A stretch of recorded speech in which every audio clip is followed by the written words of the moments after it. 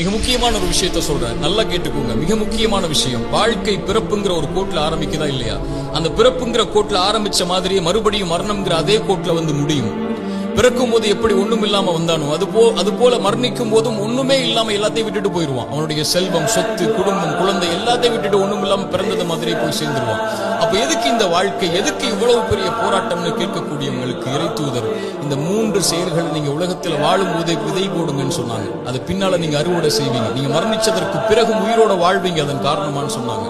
அந்த 3 விஷயம் என்ன தெரியுமா? முதல் விஷயம், இறைவன் உங்களுக்கு செல்வம் ஒண்ணு கொடுப்பான், அது பிறருக்கு இந்த உலகத்திலேயே கொடுத்து உதவுங்க. அதன் மூலமாக ஒரு பலன் பெற்றிருந்தால், அதன் மூலமாக இன்னொரு பலன் பெற்றிருந்தால் அந்த தொடர் நன்மை உங்களுக்கு வந்தடையும் சொன்னாங்க. இரண்டாவது, இறைவன் உங்களுக்கு கல்வின்னு ஒண்ணு கற்றுக் கொடுப்பான். எதுவா இருந்தாலும் சரி, ஒரு எழுத்தா இருந்தாலும் சரி, அது பிறருக்கு பலன் பெற கற்றுக்கொடு. அதன் மூலமாக அவன் பலன் பெற்றிருந்தால், அதன் மூலமாக பலன் பெற்றிருந்தால் அந்த நன்மை வந்து சேரும். மூன்றாவது, இறைவன் உங்களுக்கு குழந்தை ஒன்று